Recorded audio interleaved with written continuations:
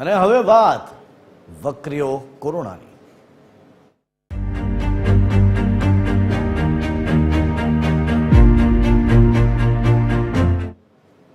રાજ્યમાં ધીરે ધીરે હવે કોરોનાના કેસોમાં વધારો થતો જોવા મળી રહ્યો છે, જે એક ચિંતાજનક વિષય છે. સૌથી પહેલા વાત કરીશું સુરતની, કે જ્યાં 5 દિવસમાં 6 કોરોનાના કેસ નોંધાયા છે, જેમાંથી 5 ડોક્ટરો જ છે જેમની હાલ સારવાર ચાલી રહી છે. સુરત મહાનગરપાલિકા દ્વારા સંચાલિત સ્મીમેર હોસ્પિટલમાં કુલ 12 બેડની વ્યવસ્થા કરવામાં આવી છે.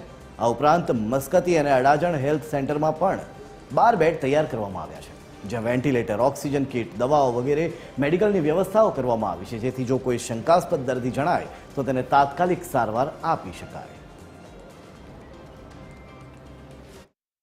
સુરતમાં 5 દિવસમાં કુલ 6 જેટલા કોરોનાના કેસ નોંધાઈ ચૂક્યા છે, ત્યારે હવે તંત્ર દ્વારા તમામ પ્રકારની તૈયારીઓ કરવામાં આવી છે. સુરત મહાનગરપાલિકા સંચાલિત સ્મીમેર હોસ્પિટલમાં એક બેડ તૈયાર કરવામાં આવ્યું છે. દર્શકો જોઈ શકો, આ રૂમમાં કુલ 4 જેટલા બેડ તૈયાર કરવામાં આવે છે. એવા 5 જેટલા રૂમમાં તૈયાર કરવામાં આવે તમામ રીતે બેડ. અહીં તમામ પ્રકારની મેડિકલ જે લગતી તમામ સુવિધાઓ અહીં ઉપલબ્ધ કરવામાં આવી છે. મોનિટર છે અને વેન્ટિલેટરની તમામ પ્રકારની સુવિધાઓ અહીં ઉપલબ્ધ કરવામાં આવી છે, જેથી જો કોઈ પેશન્ટને એડમિટ કરવાની જરૂર પડે તો તાત્કાલિક ધોરણે અહીં લાવી તેનું ટેસ્ટિંગ કરી તેને એડમિટ કરવામાં આવે અને તેને લઈને તમામ પ્રકારની વ્યવસ્થાઓ અહીં કરવામાં આવી છે. પાછળ પણ તમને બતાવીશું, પાછળ પણ કોરોનાને લગતી જે પ્રકારની કીટો મૂકવામાં આવતી હોય છે, તે કીટો હોય છે, દવા હોય છે અને સેનેટાઈઝર, તમામ પ્રકારની વસ્તુ અહીં મૂકવામાં આવી છે.